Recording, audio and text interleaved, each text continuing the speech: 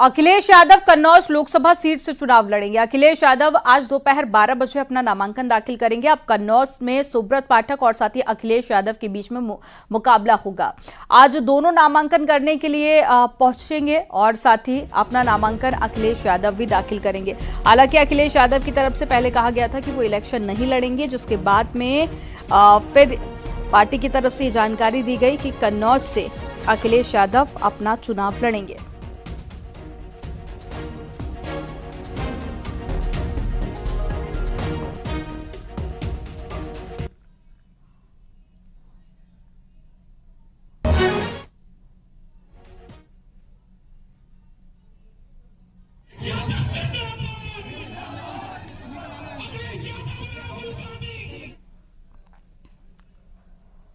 अखिलेश यादव कन्नौज से चुनाव लड़ने का मन बना चुके हैं। माना जा रहा है कि कन्नौज में बदलापुर वाली तस्वीर देखने को मिलेगी, क्योंकि यहां पर बीजेपी की तरफ से एक बार फिर से सुब्रत पाठक मैदान में है।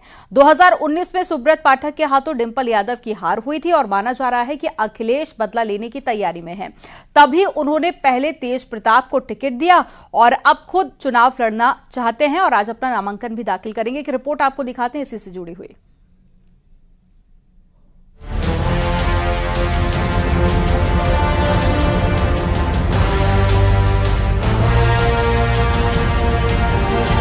कन्नौज के जंगे मैदान में ये तो तय है कि उम्मीदवार सैफई परिवार से ही होगा, लेकिन अखिलेश या तेज प्रताप, इस पर पार्टी अध्यक्ष के बयान से अटकलें तेज हो गई हैं। अखिलेश जी कन्नौज से चुनाव लड़ने की चर्चा है, क्या लगता है कि क्या तेज प्रताप लड़ेंगे या आप भी कहीं से फिर लड़ेंगे? देखिए, जब नॉमिनेशन होगा तो आपको खुद पता लग जाएगा जी। अरे तुम रोल करो।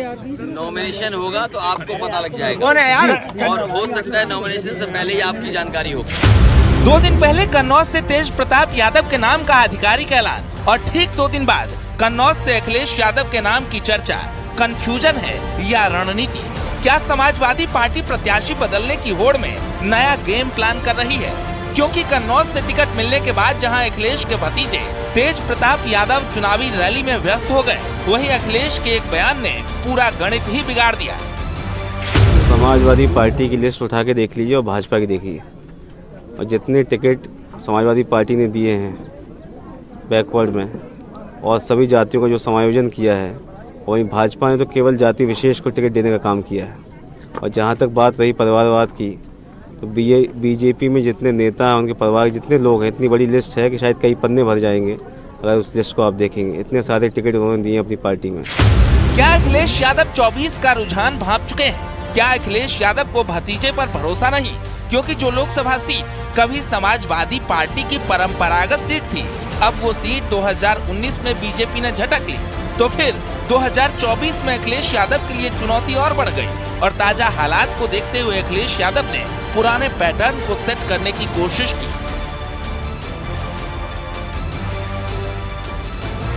बार बार बदल रहे फैसले के तहत कन्नौज से पहले तेज प्रताप यादव, अब अखिलेश यादव के नाम की चर्चा।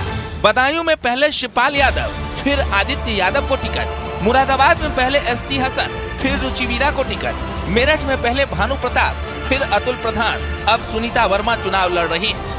बार बार बदलते फैसले के तहत अब कन्नौज में पत्नी डिंपल का बदला लेने के लिए खुद अखिलेश यादव सुब्रत पाठक के सामने 2-2 हाथ करने की तैयारी में है, जिस पर सुब्रत पाठक ने भी कटाक्ष किया है।